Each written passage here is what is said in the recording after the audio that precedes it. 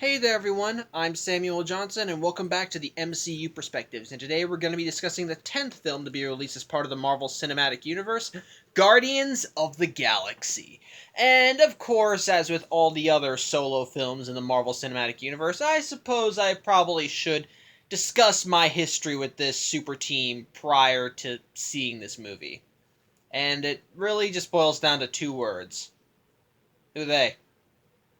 Yeah, I'm not even joking. Prior to hearing the news about Guardians of the Galaxy being made, I honest to God had no idea who the hell they were. Seriously. Iron Man I heard about, Hulk obvious reasons, Thor, Captain America, all of them were the big name guys, but the Guardians of the Galaxy was a complete mystery to me. I didn't know any of the members, and I did not know a thing about any of the members. I didn't know who the hell Star-Lord was, or Gamora, or Drax, Groot, Rocket, none of them. All of them flew right over my head when it comes down to publicity. The only character, even some of the supplemental characters, I didn't know who the hell Yondu was before seeing this film. I didn't know who Nebula was. The only characters I knew were the villains, and that's only because I knew. And that's only because of two. And that's only because I've seen two. Because one of them. It's only because one of them was in the Fantastic Four animated series for a couple episodes, and the other is being advertised throughout the rest of the MCU, and he was prominent in the comics. Otherwise, yeah, none of these characters. I didn't know a thing about any of these guys. As such, nothing about this movie kind of hooked me, especially when you had a title like Guardians of the Galaxy, and they're about these outlaws and misfits. And I understand the appeal of that, and honestly, and I even admit that I still kind of wanted to see it just to see what was going on. But with a name like Guardians of the Galaxy, and then them saying it's about these social outcasts and misfits, I was just like, okay, what? But again, though, but even then, it was a Marvel film. I had pretty much indebted myself to watching every single Marvel film that came out. So, and because it was a part of the Marvel Cinematic Universe, I was gonna see it anyway. And I thought it might be fun, it might be good, but even then, I knew that it would probably still need to win me over slightly. As such, I wound up going to see this on my first official week of college on a Tuesday. And just for the record, I actually did have classes that day. I got confused on my schedule, but that's neither here nor there. I went to see it. Lost my phone in the theater. Was miserable for the rest of the next day, but managed to get it back. But that's just identifying factors. That didn't affect my opinion of the movie. I actually thought the film was really fun. And rewatching it now, more of the same. I think it's really fun. Well, how is that? Well, first let's get into a plot summary. And just kind of a small heads up, I may end up pausing this vlog frequently because I'm using my phone as a light. And while I cannot see myself in the camera because the light is blinding me, it's just shining right in my face. The only thing I can see is my arm right here. See, I can see it right there in the camera, but I can't see my own face, so sorry. But because of this, I also took my notes on my phone, I may end up pausing to look at it from here every now and then, so yeah, just a little forewarning there. But anyway, the film actually starts out on Earth in 1988 as we're introduced to our kind of main character, Peter Quill. He's sitting in a hospital listening to kind of an audio track that his mom made for him called Awesome Mix. What's going on is that his mom is dying of cancer, and Peter is being called in to be with her. Well, family surrounding her to be with her as she's dying. Peter goes to see her, and before she dies, she gave Peter like a little gift. I think it's because it was on his birthday. Don't quote me on that, or maybe it's just a gift from a mother. And Peter is supposed to be, and she tells him that his grandfather's going to take care of him, how he shines like his dad, yada yada yada. And the last thing she asks him to do is to take her hand. Peter, of course, is a little kid, and he has trauma. He doesn't want to look at his mom unless she like this. But before he can snap out of the stupor, she flatlines. Peter, of course, is just traumatized by this, and he's pulled out, and he starts yelling, wanting her to wake up. And of course, his grandfather has to drag him out. I'm guessing Guessing he was given, and yeah, I think he was given the present before that, before she flatlined, and just traumatized, he runs out of the hospital into an open field, which is where suddenly a spaceship appears and abducts him.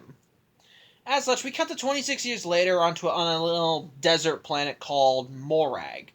And this is where we pick up with Peter in the present day, now having grown up It turns out that the ship that captured him was a ship by her group of people called Ravagers. Essentially, they're people that sell what they find for profit. They take up bounties, they take up commissions, just pretty much anything they pretty much if there's something that gets the money, they'll go for it. And it turns out Peter this whole time has been raised by them, and so he's here on his own little ravaging mission. What's going on is that on the civilization there's an old temple, and in the temple there's this orb. And Peter doesn't know why people want it, but he managed to find the coordinates of this place and found a person that's buying, so he came to take it. Keep in mind he's actually stealing this bounty from the leader of the Ravagers, a man named Yondu, who has this thing in his head which he can use, if he whistles he can use it to control a little arrow. But yeah, he pretty much stole the bounty from them, and so he managed to take it using some of his technology, but he's apprehended by these hunters, so to speak. One is a guy with these metal implants, some other soldiers, and they say they want the orb. Peter tries playing dumb and saying that he doesn't know a thing about the orb, what it's worth. He's just here to collect he's just here to try and sell it for scrap. But they're still planning to take him. Also get this little funny scene where he says he wants to sell, where he says that you might know me as another name, Star-Lord, and their reaction was the same as my reaction. Who? It's actually kind of funny, and it's an establishing moment for this film, kind of. And we'll get into that when I talk about this film. But either way, Peter kind of uses his advantage. He uses his gear to subdue the guards, grab the orb, and make a run for it. They try going after him, but he managed to use his gear to keep them disoriented and off kilter before he managed to get back to his ship and fly out. His main goal is to go to the planet Xandar, as apparently that's where the bounty is.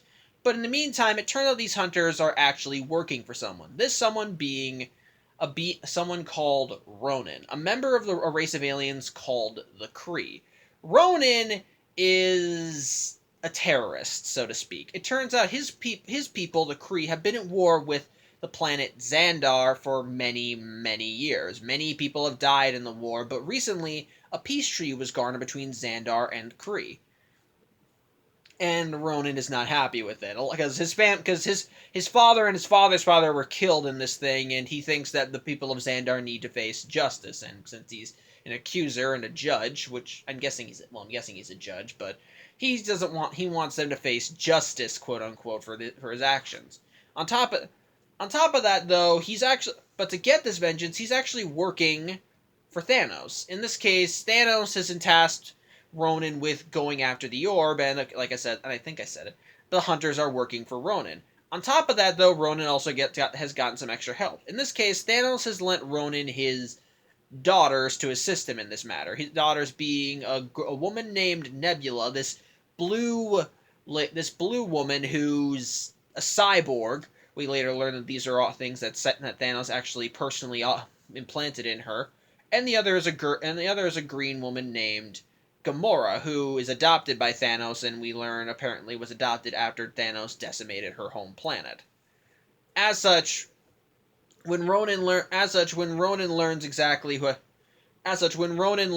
from his hunters that they don't have the orb and that it was taken by Peter and had been brought to Xandar to meet with someone, Gamora volunteers to go and take it. As such, Ronan decides to let her go. In the meantime, though, Yondu is not exactly happy with Peter stealing his bounty. Peter tries kind of playing it off like it's nothing, that he'll tell him about it later or something, yada yada yada. But Yondu is just veritably pissed, especially when he gets to the temple and it's not there.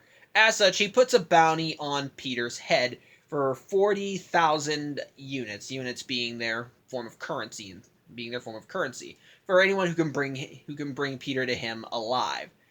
As such, As such, Peter goes to the planet Xandar and tries to trade the orb to a broker, this broker. And of course, he says that there are people that he had some problems with this, that had some interference from those hunters, saying that, and he said, I'm guessing, and he says that he overheard that they were working for someone named Ronan.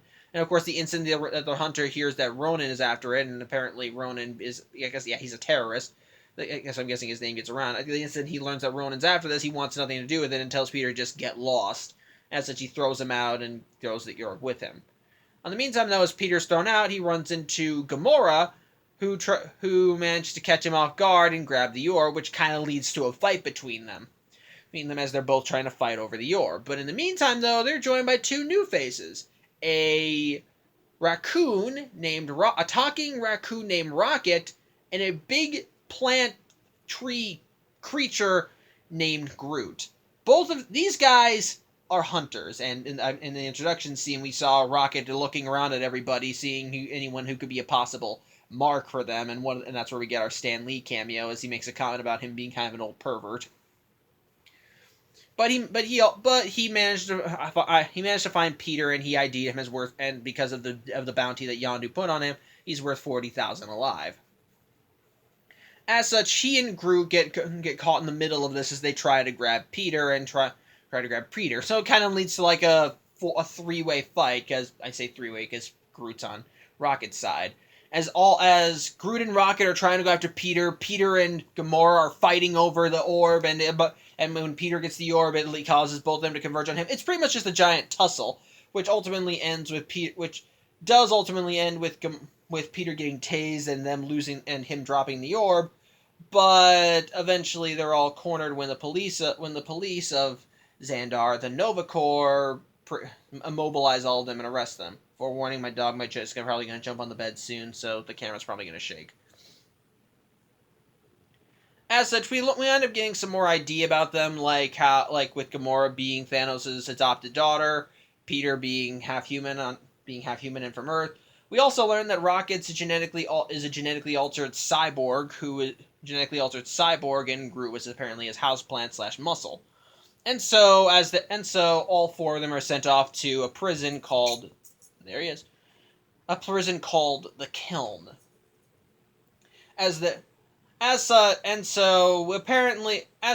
While there, though, they're wondering why.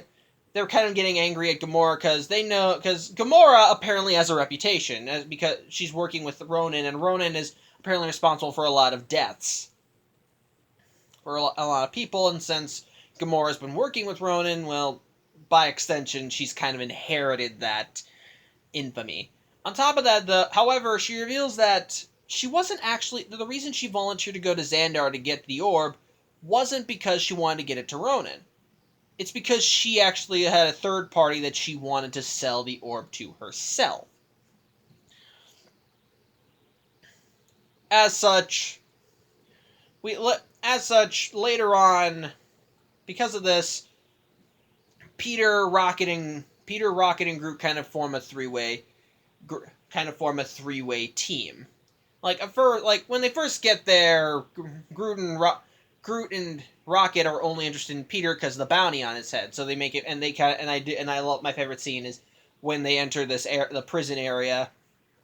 When they enter the prison area, a big guy tries to intimidate Peter, and Groot pretty much puts two vines up his nose, and I think breaks his nose, and Rocket makes it clear that Peter's off limits. It's actually kind of funny as the big guy is just now on the ground crying as he's holding his broken nose.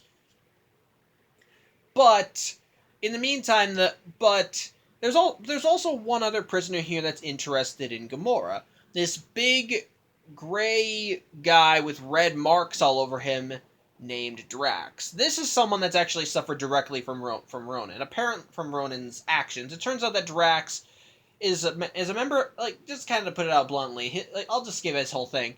He's from a race of people who take things very literally. You can't use metaphors or euphemisms around them, or else they'll take it quite literally. If you tell them something will go over his head, he'll think something he'll say nothing go over head. I'm too fast. Or when you try to do the moment, and you're like, why would I want to put my finger across my throat? Just yada yada yada. But he's also a very tough guy, very angry, and he wants revenge against Ronan because Ronan killed his wife and daughter. And since Gamora's there, he thinks that she'll do just fine. As such, one night, Gamora is actually taken on her cell to be killed by a group of prisoners before Drax says, "I'm going to do it myself." But Peter manages to stick up for Gamora, saying that he wants to, saying that since she failed, Ronan will probably be after her, so it's better to keep her alive so that he can face Ronan directly. And so Drax accepts that logic and lets Gamora live. But in the meantime, though, Rocket, Gamora, and Peter decide they have to work together if they want to get out of this prison. Especially since Rocket says he's busted out of, I think, 22 prisons before this, and they say that they need a variety.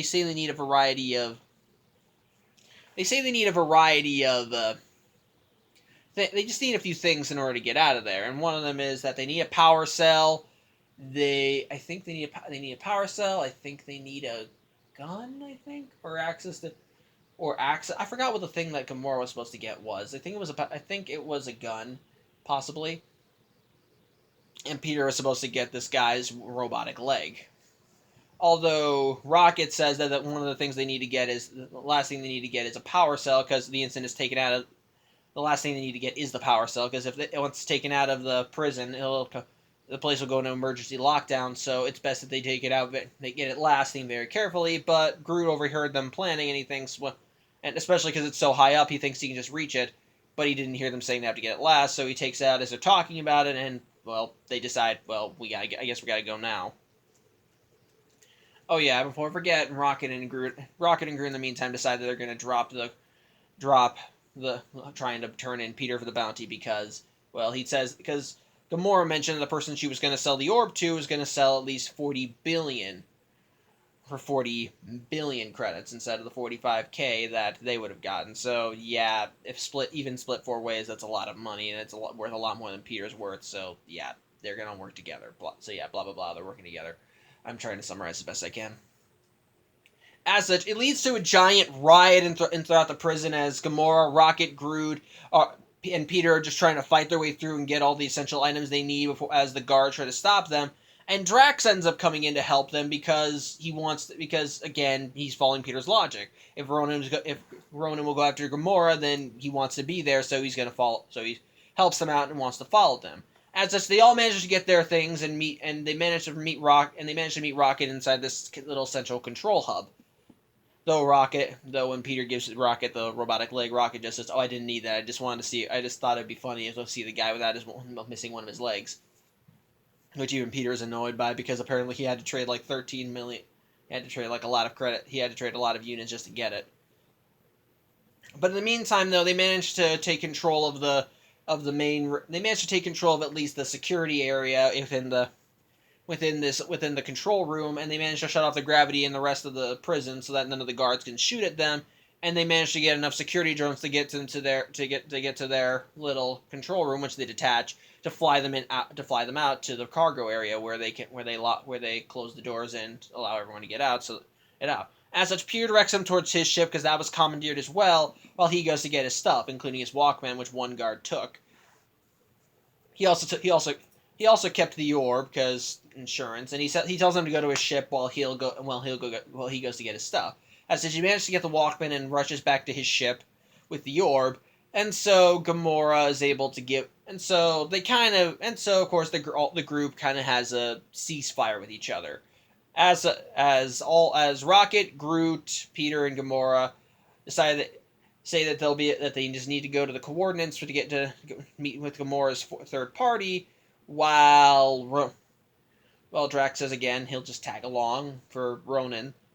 And so Gamora leads them to the coordinates for her third party. In the meantime, though, Ronan is trying to follow up on leads. And for starters, after Gamora pretty much went turncoat, he was contacted by Thanos and his Chitauri right-hand man. So he and Nebula are called before Thanos. And Thanos pretty much tells Ronan, either you get this right or I'm gonna kill you. And so Ronan kind of realizes the stakes, and so he decides that he needs to try and find Gamora as quickly as possible. And they have sources inside the kiln to let them know that they're there, so they head there first, and their sources say that they broke in, stole what they could, and left, and and left, so they're kind of screwed. In the meantime, though, Ronan says they can't let the Nova Corps know what they're trying to do, so Gamora and his forces kill any remaining guards, while Yondu and the other Ravagers try and meet back up with a broker that Peter met with because, yeah, again, he was the person they were going to sell it to anyway, and they want to know exactly where Peter's who the broker was commissioned by, who through the broker wanted the orb. And it turns out the person the broker is working for is the exact same person that Gamora was going to go to. And this person is the Collector from Thor the Dark World, who's trying to follow up on him collecting the Infinities. Dang it, spoiler. Yeah, he wants the orb because, yeah. I'll talk about it more when I actually do the reveal. Sorry. Did it again. Anyway, as I was saying, as they go to the coordinates to meet with the Collector, and it turns out that he's stationed in somewhere called Nowhere, spelled Know. It's not. It turns out Nowhere is a mining town. It was set up inside the head of an ancient dead celestial. And the mining town was set up in there so that they could mine all these rare resources that were in his head, like bone enamel, brain tissue, just muscle, anything that they could mine out of him. As such, the group goes to where they're supposed to meet the Collector, and they're told that they have to wait. For him, and so the group just kind of decides that to pass the time, they're going to get drunk. Rocket, Groot, and Drax all get drunk while watching these small weird creatures fight, while Peter and Gamora kind of start bonding, and Gamora asks him, "Well, why did you go back to get that thing?" And he says, "Well, it's a tape recorder that I got from my mom. It's all these songs that she used to mix when she was that she mixed for me on Earth, and so I had it with me when I got abducted.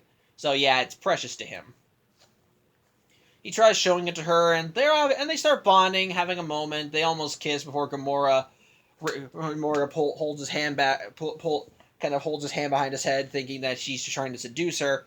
But that's ultimately tabled when Rocket and Groot start fighting Drax. Apparently, in the drunken haze, they started insulting each other, and things escalated.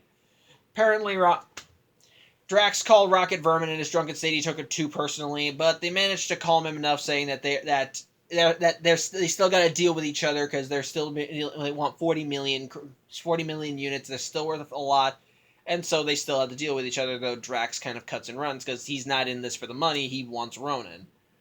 As such, he leaves, and Rocket says that, yeah, okay, fine, I'll do this if not for the money, but once it's done, I'm probably going to kill all of you. And afterwards, they're met with by the Collector's assistant, or current assistant, apparently his last assistant he locked up in a cage when she was no longer worth anything to him. And so they go meet the Collector, who immediately starts getting to work opening the orb, and yeah, as I spoiled earlier, the orb actually holds an Infinity Stone. In this case, it's a purple one, and this one like with the Tesseract, and the Aether, this stone does have a bit of a history to it. As in this case, this stone is known. I'm just gonna call it what it is. It's the Power Stone, and while the Tesseract could be used as a doorway and could be tapped into, and the Aether had to bond with someone and could be used to cover the world in darkness. The Power Stone pretty much gave whoever had it unlimited power, and like an example of it, if you were able to embed the stone in a staff and then you slam the staff down on a planet, you could pretty much just raise the entire planet in seconds. A consequence of this, though, is that because it is constantly giving out power, if it's held in an organic hand, it overloads the person holding it with power until they eventually explode. It can be wielded by multiple people and can make it last longer, but even then, it only just means you can hold it for a lot longer. Because eventually it will destroy you unless you have a proxy. As such, Rocket doesn't give a damn about any of this because he just wants his units, and so the Collector goes to get it, but his assistant starts eyeing the Infinity Stone, and so kind of finally having it up to here with the Collector's shit. She makes a grab for the Infinity Stone, and just holding it causes a giant explosion inside the Collector's chambers, destroying most of his cases, releasing some of his creatures, and ultimately destroying the assistant. Upon seeing this, though, well, pretty much everyone has a freak out. Gamora thinks they have to get this thing to the Nova Corps. It's too powerful. They can't just have someone sell. They can't just sell it to someone. Rocket just wants to get as far away from it as possible. And Peter's response is, "What if we just sell it to someone who won't blow up the universe?" Which even Gamora finds deplorable, because this is not something that you should just have floating around in the greater universe. It's something that could. It's too powerful, and if anyone gets their hand. And again, part of the reason why Peter's saying that. And even part of the reason why Peter said that he doesn't want to, that they should sell it to someone who won't destroy it, is because even he knows that if Ronan gets his hands on it, he could probably destroy anyone. But I'm still gonna go with Gamora because she says give it to the Nova Corps.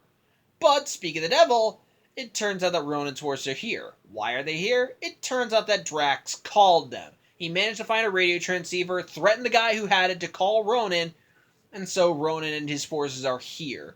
On top of that, Yondu and the Ravagers are here for Peter because they managed to track him down to nowhere. So yeah, it just leads to a giant tussle as everybody is after everybody. Ronan's forces are after Gamora because she has the Infinity Stone. The Ravagers are after Peter because the bounty on his head. Everything is just it's just kind of leading to a large battle. Drax confronts Ronan directly as Ronan comes down, and Drax has to say, "You kill my wife and daughter, and I'll kill you." And Ronan's response is, "I don't remember your wife and daughter. I probably won't remember you either." And so they get into a fight, and yeah, Drax is curb stomped. He's just it's obvious. Ronan's obviously the better fighter, and Drax is just screwed from the get-go. In the meantime, though, Gamora manages to steal a mining pod with Rocket and Peter managing to get their own and give her support, while many of Ronan's forces chase after them. And while the mining pods don't have any weapons on them, they're very hard. They're almost indestructible, so they use them to ram into other ships. But they manage to give Gamora enough leeway for her to leave nowhere. But it turns out she's ultimately being tracked by Nebula, who opens fire on Gamora and destroys her pod, causing her to just float in space, while Ronan's mothership takes the orb with the Infinity Stone inside it. In the meantime, and on top of that, Drax is ultimately defeated by Ronan, who just throws him into some vat of yellow whatever, letting him drown. Hopefully it'll get him to drown, while Ronan also makes a retreat after Nebula tells him they got the Infinity Stone. As such, Peter and Rocket go to see Gamora, and Rocket says that because of her augmentations, I think, or whatever, because they said she had some slight genetic alterations thanks to Thanos, she might survive for a few minutes, but there's nothing they can do for her. The pods aren't big enough to hold more than one person. As such, Peter decides to pull kind of a gambit. He radios Yondu, tells him exactly where he is, and then exits his pod. He then takes out this little mask he has, because apparently this is his Star-Lord mask, that he can, if he puts it on, it's attached to his ear, but if he hits a button, it covers his whole face in his mask. And he exits his pod and gives it to Gamora so that she can breathe. Rocket ultimately just kind of leaves them while Yondu's forces end up capturing the two. And Rocket ultimately meets back up with Groot, who managed to pull Drax out of the vat, and he manages to resuscitate him and get whatever the fluid is out of his lungs. Rocket just starts chastising him, yelling at him, saying, "Well, congratulations, you called him here, and now because of that, Gamora and Peter have been captured, and now he has the Infinity Stone. This is your fault." And Drax actually says, yeah, this is my fault. I'm sorry. I was blinded by my rage, and now they've been captured." As such, Rocket thinks that maybe they just need to leave, because they probably get the edge of the universe, because now that Ronan has the stone, they're all screwed.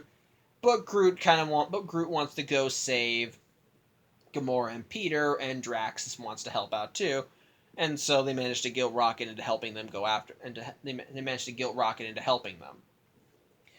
In the meantime, though, Yondu is beating the crap out of Peter for everything for what he did, and while the Ravagers hold him back, even saying that after all I did for you, when I got here, all these people wanted to kill you, but wanted to eat you, but I said no, I hold you back. And Peter, of course, tells that's BS, because why would you want? Because normal people don't do that even in space.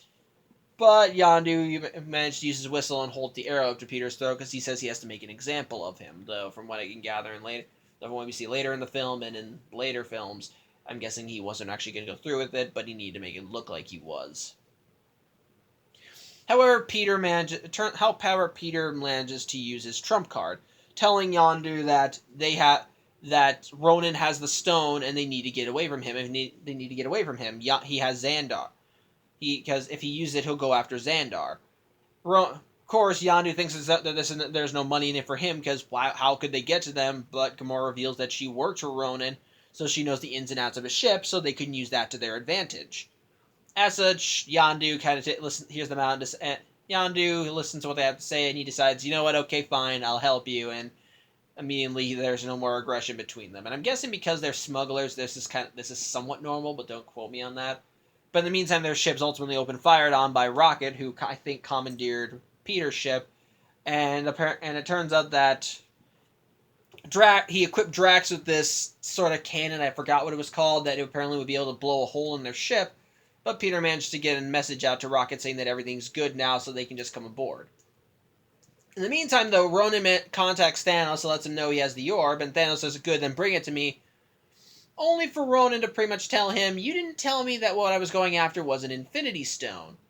And so he pretty much tells Thanos, up yours, I'm keeping this, as he grabs the Infinity Stone, and it starts overloading him to making it kind of, as he just tries to hold the power in, and so he asks for his staff, and so he manages to throw the Infinity Stone in the staff, and he manages to use it as a receptacle so that he can harness the Infinity Stone. And so he tells Thanos, I no longer need your help to take on Xandar. With this, I'm going to destroy them, and then after that, I'm coming after you. And Nebula decides that she wants to side with Ronan because, well, it turns out she hates Thanos because of what Thanos did to her. Kind of same with Gamora, except Nebula is a little more nuts. And as such, yeah, she sides with Ronan so that just to turn on Thanos. In the meantime, though, back with the Ravagers and the group, Peter tries telling them that they need to go to Xandar and help them, but Rocket says, "Why should we? What have they done for us? We're treated like criminals." And he says, "We can't just let all those people die." And he manages to give a motivational speech to inspire everyone, saying, "Look, I know we're just all a bunch of losers. We've lost stuff. People look down on us. We're misfits, but this is our one opportunity to actually give a shit about something. Actually make a difference." And I think it's a bit more eloquent in the movie, but he manages to inspire them all to help fight back. As such, they manage to organize a plan with the Ravagers and the plan is that Rocket will open fire on Ronan's ship and open a hole, which Yondu and Peter will use to fly right into Ronan's ship. In the meantime, though, Peter will call one of the officers that arrested him and give him forewarning about Ronan, which he does. And while the officer does bring this to the head of the Nova Corps, this lady that they call Nova Prime, and while one of the officers thinks it's a trick, they decide to listen to the warning and actually do lead a defense. And actually see what's going on. And Ronan and his forces are getting close to Xandar, and pretty much their big end goal is to keep Ronan off the planet's surface, because as we've shown, all he has to do is just touch his staff down, and the planet is just poof. And as such, the Ravagers all organize into a cohesive force, and pretty much the end goal is to get Peter. They're going to equip Peter with the same cannon that Drax had, and that they threatened to blow up the Ravager ship with. And their plan is just to get to Ronan and blast him with that and destroy him.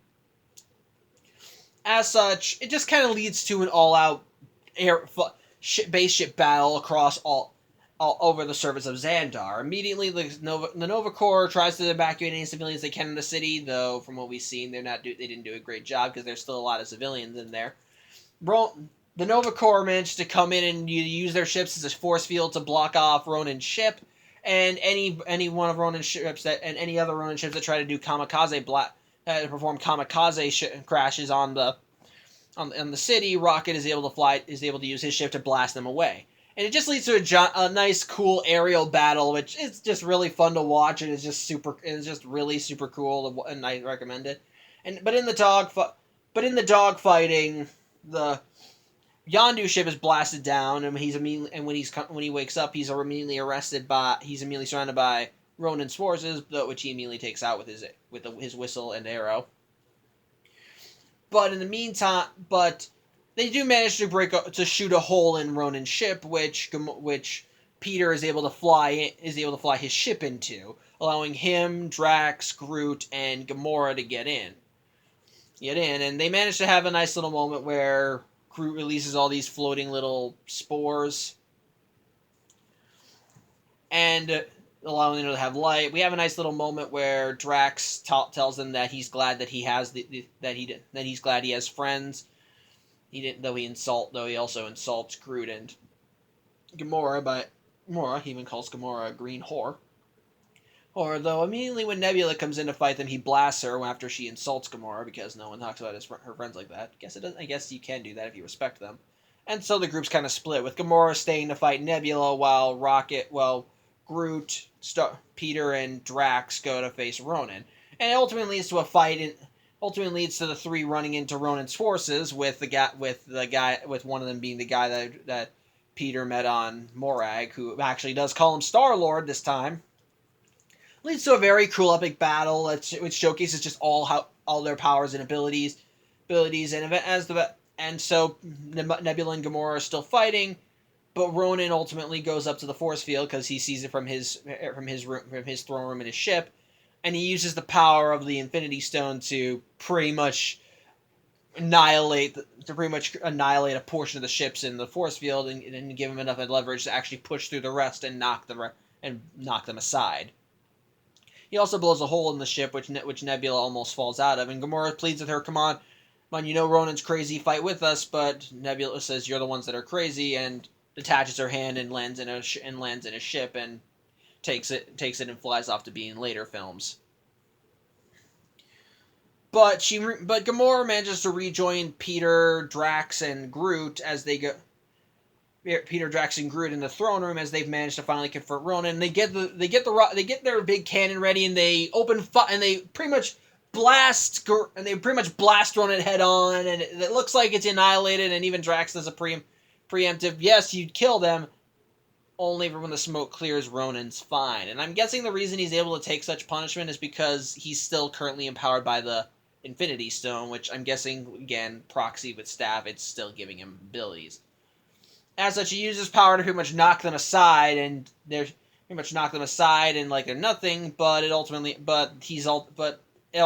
Rocket ultimately flies into his ship and crashes right into the throne room, right into Ronan, pretty much seemingly crushing him, and it caused enough damage to take the ship down. Unfortunately, as it crashes, the group realizes that they're probably screwed; they'll die. And so Groot uses powers to ensnare them in a giant vine ball, which Rocket objects to because if they crash, then Groot will die. But Groot, in his own way, assures them that it's fine. And I'll get into that when I actually talk about the characters, because there is something about Groot I've been neglecting. There's something that you all know, but I will save it for later. But anyway, yeah, the ship crashes and Groot is killed, just ripped into tiny splinters, which Rocket is just mourning over as he holds a twig and is just crying. But even then, it turns out Ronan survived this. Again, I'm guessing he's powered by the Infinity Stone.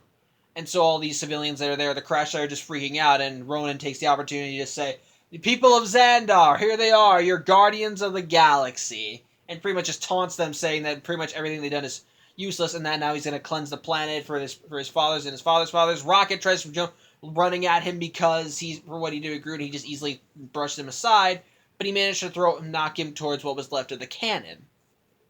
And so Rocket starts fiddling, and I'm guessing Peter sees it because just as Ronan is about to slam his staff down, Peter starts dancing to some music because his tape is playing over his radio. He had a tape player installed in the ship, and he starts dancing to it, trying to get Ronan to engage in a dance-off, which actually confuses Ronan and everybody present. And so it gets to the point where Ronan asks, "What the hell are you doing?" And Peter says, "I'm distracting you." Yeah, and then it gives them enough time to get the cannon ready and just blast his staff, freeing up the Infinity Stone.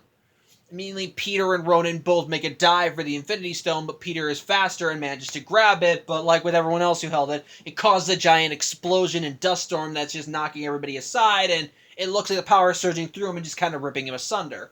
But in the midst of the storm, Gamora runs up to Peter and says, "Peter, take my hand," and Peter looks over to her, and briefly he sees his mom lying on her bed, and back when she was dying, asking him to take her hand, and it manages to get through to Peter enough so that he reaches out and grabs Gamora's hand, causing the power to flow into her as well.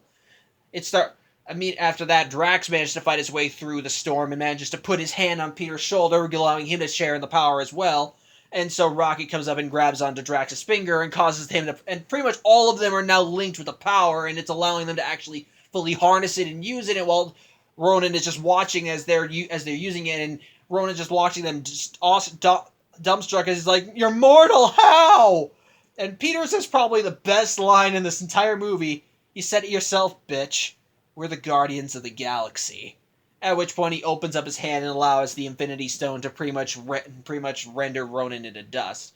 At which point Gamora takes an orb that she had given out to the Ravagers to capture the stone and slams it over the stone, allowing it to be recaptured and for the storm to die down while all four of them are fine.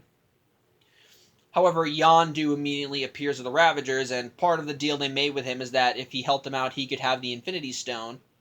And Peter tries telling him, look, you have to, please reconsider, this has to go to the Nova Corps, but Yondu ain't having any of that. He wants his bounty. And so Peter kind of holds it behind his back and then pulls another orb out of his little knapsack and gives it to Yondu. Yondu immediately leaves, and he and another of his crew mention how they're glad how they think he turned out right, and they're glad that they didn't bring him to his dad like they were ordered to, citing that his dad was kind of an ass.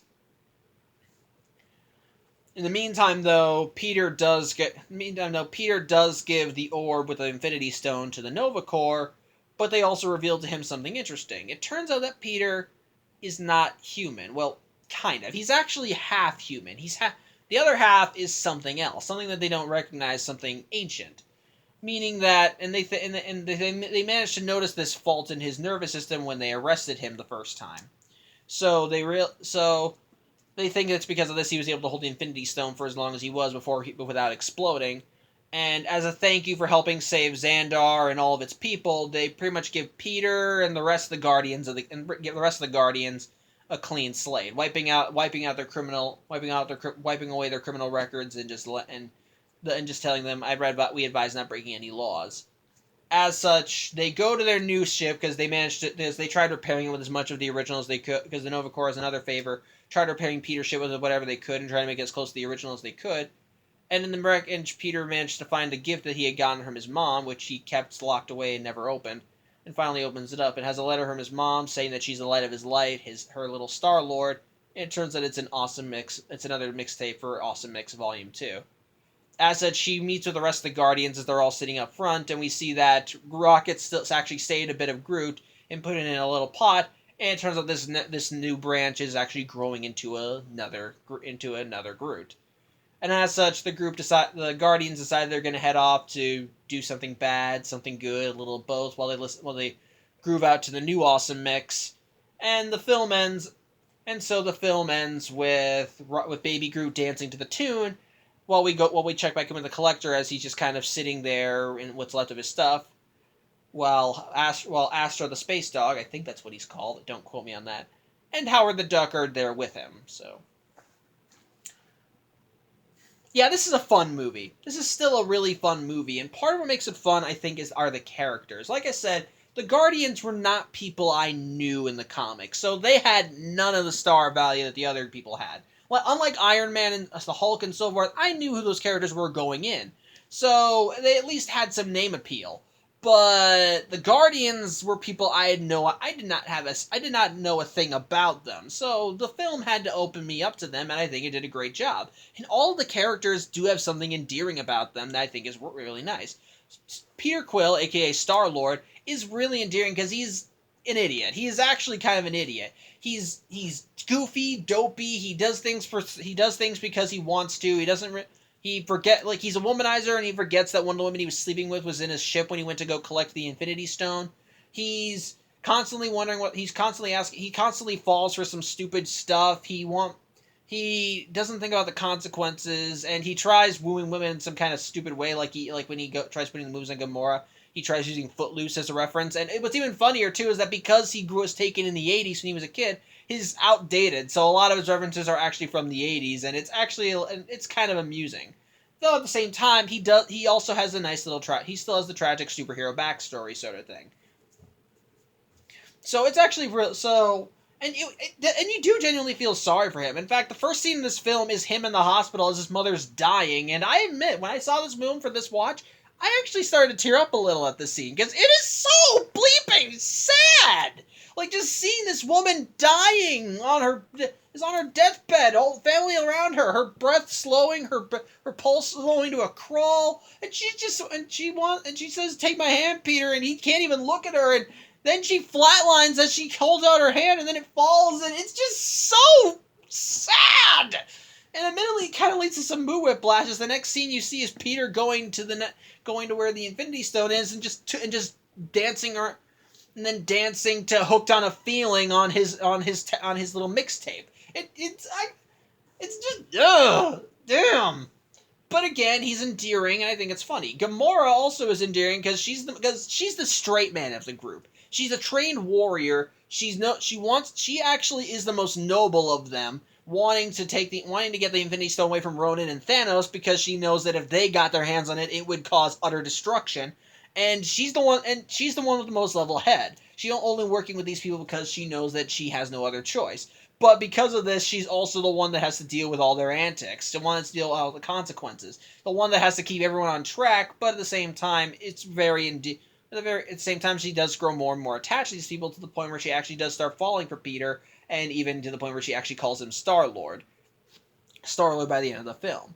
And then we have Rocket, and then we got Rocket and Groot, and these two are a very fun pair. Rocket is just a smartass. Like, he's very technically minded, he's very strong, but there is still a bit of tragedy to that, because people don't take him seriously because he's a cybernetic raccoon who can talk and do all this stuff. So it's hard to take him kind of seriously, but you do feel kind of sorry for him in some ways. In fact, one of the reasons that he and Drax got into their bar fight was because, like I said, Drax called him vermin or something. And it set him off because it hurts him. Every time he hears it, it does hurt him. Because he's not proud of what he is or or how he was born. He's just trying to make his best he's just trying to do his best in the universe, and yet he's constantly reminded he's a genetic abnormality. He was created because of illegal genetic experiments. He's a weapon. He's just a raccoon who can talk. It actually does kind of get to him, and he also has his own moral struggles as he's constantly trying to look out for himself, but other people are still. But he's constantly being pulled into the affairs of his friends, and as much as he doesn't want to, he does care about them. Though at the same time, he's got his smart-ass side, like when he asked Peter to get the robot leg, and as the Ravagers are planning the Guardians and the Ravagers are planning the assault on Ronan's ship when he gets to Xandar, he wants to get this guy's robotic eye because for the same reasons he wanted a robotic leg, he thinks it'd be funny.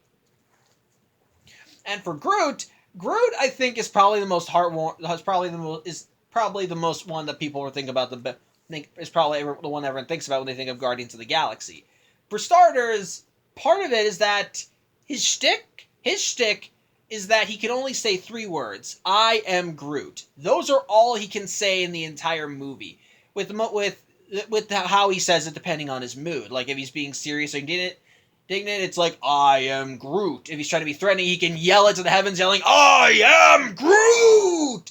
And it's just kind of nice because in some ways he's simple-minded. Like when Rocket said that they need to get a power cell, and he just went right to go get it without thinking, or he's just trying to impress everybody. But at the same time, he's actually endearing based just on those actions. Like he's kind of a child in that regard, and it shows. He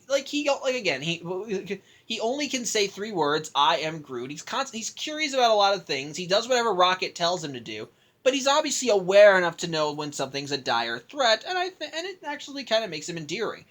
and it also helps that he legitimately kicks ass when there's a threat going on. He's actually the only one I think with superpowers, as he can use his roots to spread out, turn them into weapons, make himself stronger, actually tear through people. In fact, it's just really cool watching him. And his final sacrifice is even more heartwarming, as when Rocket tells him, "No, don't, you'll die," he actually manages to say, "We are Groot," kind of reassuring him that they're his friends. And it's nice and sad, and he's probably one of the most memorable characters in this whole thing. And then you finally have Drax. Again, his shtick is he takes everything literally, so you can't really do anything with him. But he does have the tragic backstory, and he does kind of go through his own arc, originally being blinded by his vengeance against Ronan, which ultimately turns to Thanos as he finally sees Ronan as a puppet. But he ultimately realizes that the rest of the Guardians are people he can trust. Hold on a second. Sorry about that. Had to take care of something anyway. As I was saying, Drax literal, but he goes through his own arc. As he learns to trust these people, especially Gamora, because he saw her originally a threat. And yet, by the end of this film, he's actually he still kind of insults them, but if anyone else tries doing it, he opens fire on them. Because these are his friends. He can insult them, but no one else can. And it's nice. It's got a nice little arc, and I like their little team dynamic. They're all out to a degree. Each of them is an outcast. Peter from his planet, and because he's part of the Ravagers. Gamora from her former allies who are evil. Drax because he lost his family. Groot and Rocket because of their origins and because they are kind of bounty hunters. It's just like a little ragtag group that as the film goes on, you just start rooting for them more and more, despite the fact that, honestly, they're not really traditional superheroes. And I think that's actually a big benefit to this film. Unlike the other films in this that we've seen so far, they've had what you would kind of think is the traditional superhero, with the only exception being the Hulk, and even then, it was still kind of like that. As he had another form, there was still a bad guy he went up against. He still was defending others. It kind of felt like a superhero film. It still kind of felt like superhero stuff. But these people are not superheroes. They are not even close to being superheroes. They're thieves. They're liars. They're possible murderers, or at least maybe Drax is, and maybe Gamora. But they're the people. But it's just a group of people, each with a shady history, who are seeing a greater evil and thinking to themselves, "We can't let this happen," because it's like one of those things that you just don't do. You don't go after the child. You don't hurt it. You don't go after the child. You don't kill innocents, and you don't blow up an entire planet. It's just that this is a greater threat, a lot more. It's just that it's just them uniting against something that they think is an even greater threat. And again, their team dynamic, I think, is some of the best parts of this film. Is one of the best parts of this film. Seeing them all work off each other. Some being jokey, Nebula, like Gamora being the straight man to them.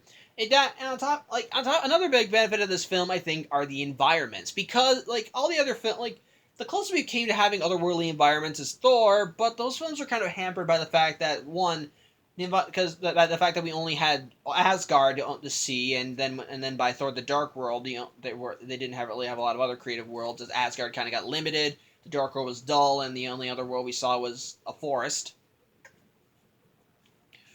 But here, because it's in space, you see a lot more environments. You got Xandar, which looks lush and green and bright and colorful. You got the Kiln, which looks like a nice little dingy, dirty planet. You got Nowhere, and it's colorful yet bleak environments that do look really interesting to look at and watch.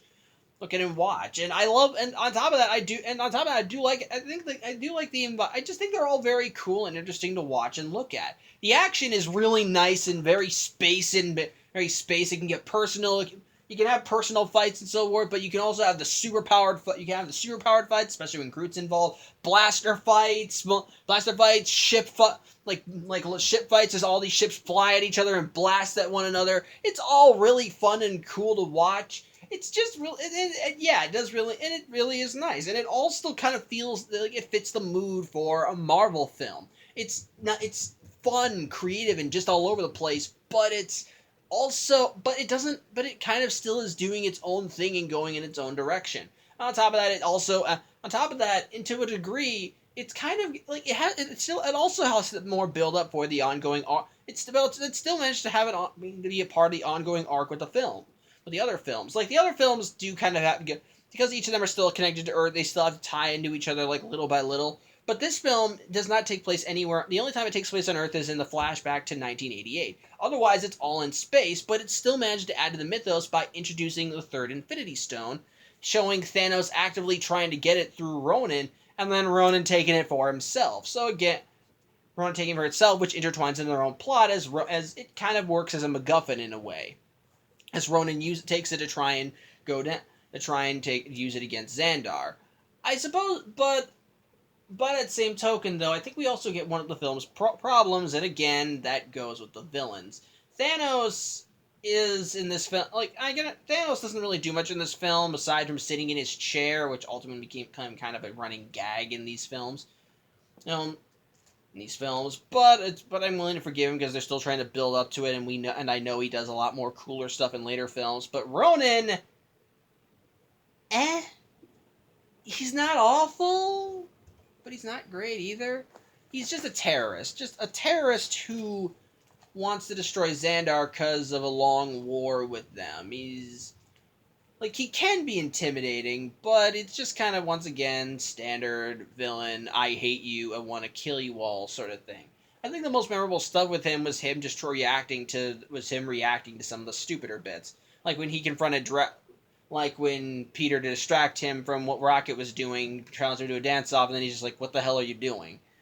On top of that, his fight with Drax did show, but he's not awful either. Like, he showed to be an intimidating force. Like when he goes to like when Thanos calls him to actually meet with him, the first thing he does is that he uses his staff to break the neck of of Thanos' Chitauri right hand, the guy that Loki spoke to in the Avengers, and he's a very capable fighter when he goes to fight Drax, but but aside from Drax, he doesn't really have a connection with the rest of the Guardians. The rest of the Guardians know he has to be stopped because he wants to destroy the galaxy, and they live in the galaxy. But aside from Drax, he hasn't really had much of a personal connection with any of them. And Drax is even looser because he said at one point he doesn't remember his wife and daughter. Though when he later confronts Drax, he does think he remembers them. He does think he remembers them, and then uses that as leverage to mock Drax. But beyond that, there's no connection to them. At least I think even with the other films, there was sort of a connection with them. Like with the Ironmonger, Tony knew him, and so you could see him. Emil Blonsky, you saw him become more obsessed with the Hulk and see him get more involved. Same with Whiplash, Loki, Red Skull, etc. All the villains in some way have had some personal connection, with maybe the exception of Malekith. But even then, he killed Loki's mom, so there was still kind of a personal connection there, so I'm willing to let it slide. But aside from that, I don't think he and the rest of the Guardians. I think the only Guardian he had a personal confrontation with was Drax. And beyond the climax, he never once met or interacted with or talked with any of the other Guardians of the Galaxy. Well, scratch that. He did talk to Nebula once when he sent her to Xandar to get the Infinity Stone, but that was it. And even then, that was only just as a soldier. But that was just a kind of a leader talking to one of his grunts. So I think I'm not going to count it. I think another problem, though, is ironically this film's tone. And before you start ripping me apart, I want to make something perfectly clear. The film's tone is fun. Like, it's action-packed, it's got serious moments when it needs to, which allow you to bond with the characters and get to know them and feel sympathy for them, but sometimes the humor kind of clashes with the more serious moments. And with one example being in the beginning of the film, when immediately after seeing Peter's mom die of cancer and him running out screaming as a young Peter tries to register the fact that his mother is now dead, you see him as an adult on a planet grooving to 80s music, or specifically Come and Get Your Love, which is kind of fun. It does kind of set the mood, but it also kind of creates some whiplash. And in some cases that's kind of how it is in some other cases in the rest of the film. Like with Drax, sometimes he's serious, but then sometimes they poke fun at him. Sometimes you get some tragedy with Rocket, but other times you get some poking humor. And then there's also Groot, which again, I want to make perfectly clear, all these characters are endearing. But even with Groot, and considering that all the only words he can say are "I am Groot," when he tries to actually motivate Rocket to actually going to save Peter and Gamora, the fact that all he can say is "I am Groot," it kind of lessens it to a degree. And again, I'm not going to say this film is mismanaged in the way of its tone. It's because for the most part, the tones do kind. I think they do mesh well enough. It's just that there are those moments here and there where it feels like they're trying to be funny, but then there's still kind of the serious moments, or the serious moments are being hampered by the humor, like the stuff with the stuff between Gamora and Nebula. That's supposed to be they're like Gamora was trying to get Nebula.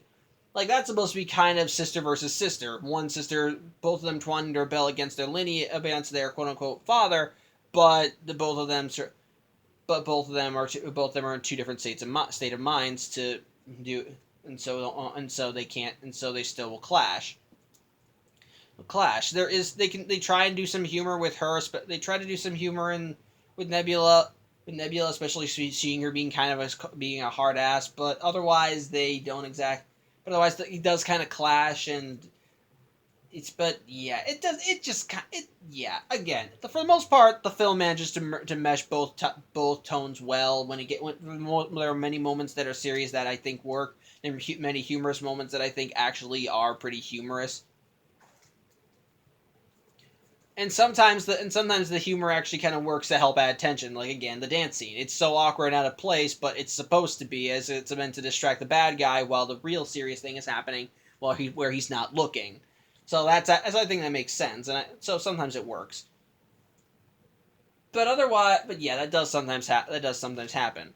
But otherwise, I think other factors I think I add to this movie are the acting. It's all very nice, especially for especially for the characters. Hold on, let me pull up the DVD. Sorry, I'm going to use this sometimes to reference them. Like, Chris Pratt, I think, does a good job as Peter Quill and Star-Lord, making him kind of feel awkward and silly, but still fun and action-packed. Zoe Saldana does a great job as Gamora, again, the straight woman.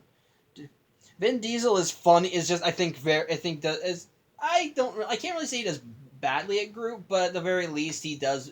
Very least I think he does make it fun.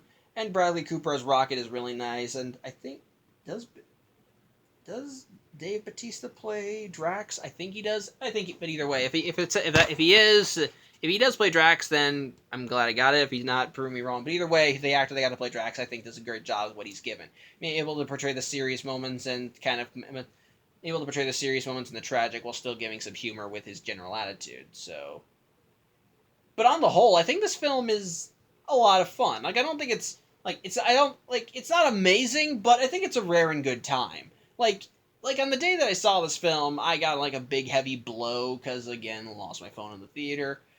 But that does not. But even with all that stuff going on, it doesn't hamper But I still remember seeing the movie the first time and thinking to myself, "This is fun. I enjoyed myself." It wasn't great. Like, it wasn't something amazing like The Winter Soldier, but it was fun. It was entertaining. It was good. The action was fun. The characters were fun. It could be serious and had some humor, which again did occasionally clash, but for the most part worked well. I think the effects were really nice, and it was cool, and they allowed us to see these very nice and interesting worlds and so forth.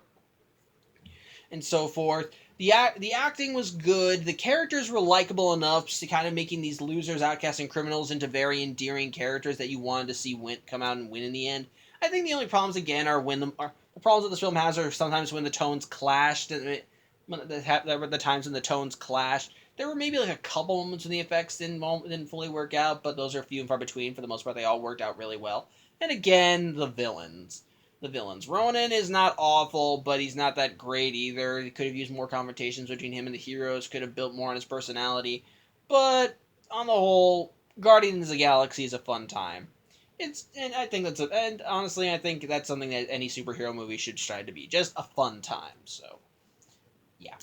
That's pretty much all I have to say. Thank you for watching. I'm Samuel Johnson, and tune in next week as we head back to Earth and once again see the heroes and once again see the event, and once again see the heroes of Earth assemble in Avengers: Age of Ultron.